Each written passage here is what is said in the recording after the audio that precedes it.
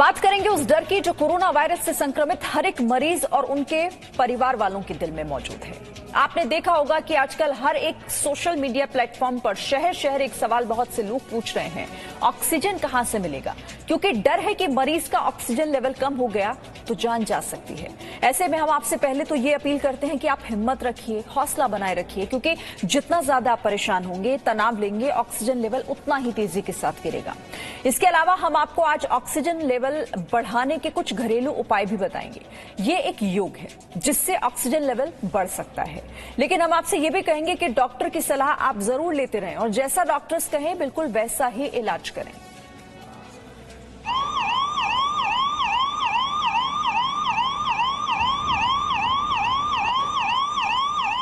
हम लोग का पेशेंट वेंटिलेटर पे है और उन लोग को ऑक्सीजन नहीं मिल रहा है। कोविड पेशेंट भी है, क्या करें हम लोग? हर जगह यही पोजीशन है कि ऑक्सीजन नहीं है, ऑक्सीजन नहीं है हर जगह। सुबह 6 बजे पता चला कि वो सब डेड हो गए। तो हमने गार्ड से पूछा तो बोले रात में सिलेंडर खत्म हो गया। ये दर्द सुना आपने? कोरोना की दूसरी सबसे खतरनाक लहर में कई लोगों को ऑक्सीजन की कमी कैसे खल रही है। Start deep breathing.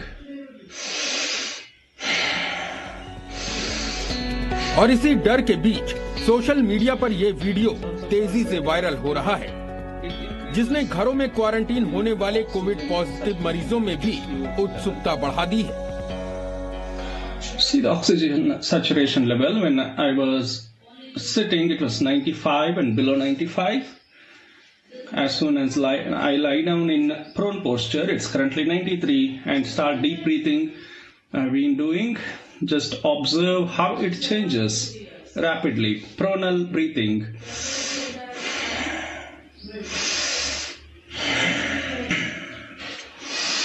See, it moved from 93, 94 level to 99 in just about 1 minute. Pronal deep breathing. This is the power of pronal breathing. इस एक्सरसाइज को करने के बाद दावा है कि व्यक्ति में ऑक्सीजन का लेवल बढ़ जाता है। अब आपके मन में सवाल उठ रहा होगा कि क्या वाकई ऐसा होता है? क्या आप भी इसी तरह से घर में रहकर अपना ऑक्सीजन लेवल बढ़ा सकते हैं? हमने आपके मन में उठ रहे इन्हीं सवालों का जवाब तलाशने की कोशिश की और सच जानने के लिए देश की जानी मानी योग गुरु आचार्य प्रतिष्ठा के पास पहुंचे। ये हमारे पास है ऑक्सीमीटर और इस ऑक्सीमीटर को अब हम देवी प्रत्यक्षा को लगा रहे हैं। देखते हैं कि इनका ऑक्सीजन अभी कितना आता है और ये हमें समझना होगा कि योग के माध्यम से, नियमित योग साधना के माध्यम से हम अपने आप को स्वस्थ रख सकते हैं, इस महामारी के काल से भी बाहर निकाल सकते हैं बहुत सुगमता से, सहजता से। बस आपको आवश्यकता है तो पेशेंस की, आपको आवश्यकता है तो अपने आप को संयमित रखने की, भयभीत ना होने की। ऑक्सीमीटर ने प्रतीक्षा का ऑक्सीजन लेवल कितना बताया, ध्यान से सुनिए। आप देख सकते हैं इस वक्त इनके ऑक्सीजन का लेवल 91 है, विच इज वेरी लो। तो अब हम ऑक्सीमीटर को हटा देते हैं। 91 तक इनका लेवल इसमें गया है। हम आपको एक बात साफ कर दें कि स्वस्थ व्यक्ति का ऑक्सीजन लेवल भी 91 तक गिर सकता है।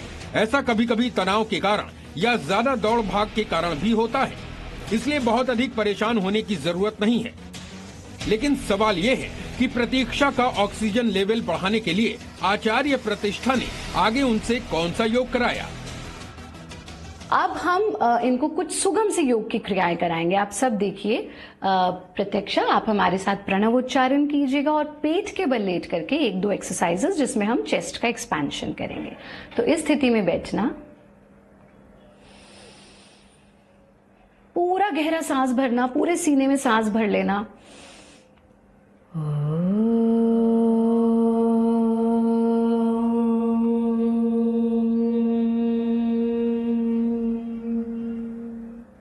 फिर से गहरा सांस भरना।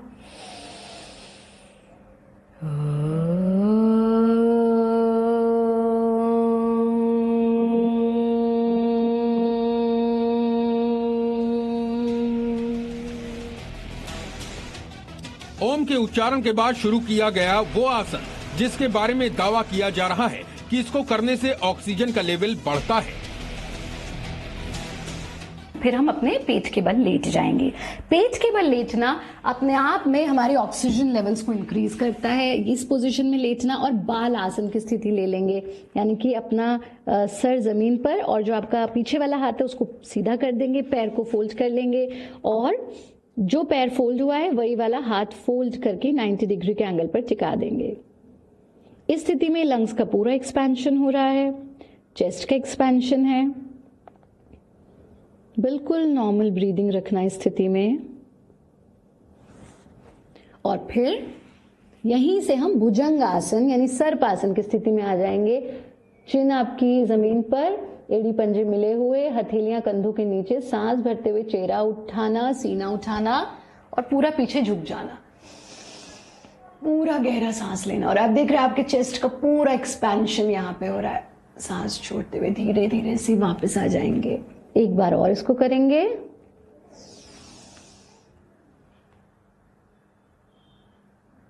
सांस छोड़ते हुए वापस आ जाएंगे। हाथों का तकिया बना करके पूरे शरीर को, पैरों को भी ढीला छोड़ देंगे, पूरे शरीर को ढीला छोड़ देंगे। अपनी श्वास पर, ब्रीदिंग पर पूरा ध्यान टिका देंगे। No stress, no anxiety.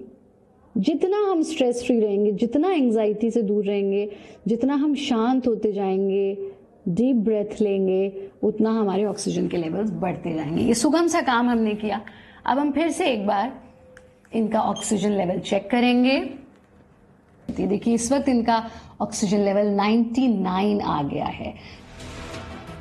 यानी जो चीजें आपने वायरल वीडियो में देखी वो सच निकली। तो आप भी अपने घर में इस तरह का योग करके अपना ऑक्सीजन लेवल बढ़ा सकते हैं। लेकिन आपको हमारी एक सलाह और है, कोविड पॉजिटिव मरीज डॉक्टर से संपर्क में जरूर रहें और उनके बताए हुए इलाज को करते रहें। ब्यूरो रिपोर्ट, जी मीडिया।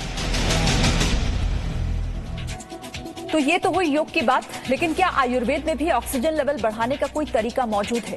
क्या आयुर्वेद में ऐसी कुछ दवाएं हैं जिनका इस्तेमाल करके भी आप अपना ऑक्सीजन लेवल मेंटेन रख सकते हैं? वैसे किचन में रखे कुछ खड़े मसाले भी आपको इस काम में फायदा पहुंचा सकते हैं। ये दावा आयुर्वेद के जानकारों का है और ये चीजें ऐसी हैं जिनके लिए आपको कहीं भटकना भी नहीं पड़ेगा। ऑक्सीजन लेवल कैसे बढ़ाएं? क्या आयुर्वेद में है इसका इलाज?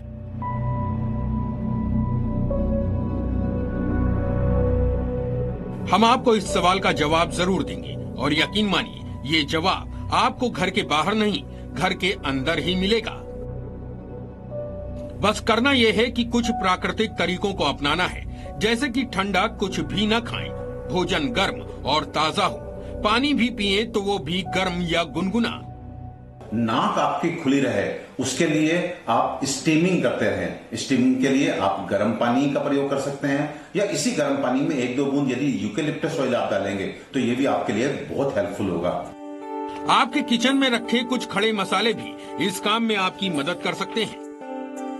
कपूर और अजवाइन, इनको थोड़ा थोड़ा लेकर के आप रुमाल में बांध लें, किसी कपड़े में बांध लें और इनको जब सूंघते हैं तो तेजी से सांस लेते हैं तो भी आपका नेजल पैसेज खुल जाता है और आपका ब्रीदिंग अच्छा हो जाता है। इसके अलावा आप लौंग चूसिए, साबुत काली मिर्च चूसिए, थोड़ी देर बाद अजवाइन और चुटकी भर सेंधा नमक मिला के चूसिए। इससे भी आपका रेस्पिरेटरी पैसेज जो है वो खुलता है और आपका ऑक्सीजन सैचुरेशन अच्छा होता है।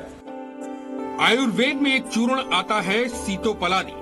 जानकारों का दावा है कि सीतोपलादी चूर्ण का आधा चम्मच और आधा चम्मच शहद दोनों मिलाकर दिन में 2 बार खाने से सांस नली खुलती है, जकड़न दूर होती है। और इन सब के अलावा योग तो है ही हर समस्या का इलाज। आप अपनी शक्ति के हिसाब से प्राणायाम करें, मेडिटेशन करें और एक बात बहुत ध्यान रखें कि अपने शरीर की ऑक्सीजन की रिक्वायरमेंट को कभी ना बढ़ने दें। इन जनरल ऐसा हम कर सकते हैं, बिल्कुल हल्का खाना खा करके, अपने शरीर को बिना थका के रख करके, मानसिक तनाव से दूर रह करके, क्योंकि जब भी हम मानसिक तनाव में रहते हैं, जब भी हम भारी खाना खाते हैं, हमारी बॉडी की ऑक्सीजन रिक्वायरमेंट बढ़ जाती है। कुल मिलाकर बात यह है कि आपको घबराना नहीं है। जिन जरूरी चीजों को आप अब तक नजरअंदाज करते रहे, वही चीजें दिनचर्या में लानी है। फिर देखिए बहुत कुछ बदल जाएगा। आप न सिर्फ शारीरिक रूप से मजबूत होंगे, आपका इम्यून सिस्टम भी अच्छा होगा, बल्कि मानसिक तौर पर भी आपको कोरोना काल में लड़ने की हिम्मत मिलेगी। Bureau report, ji media. Presenting B News app, available on Google Play and App Store. Download it now.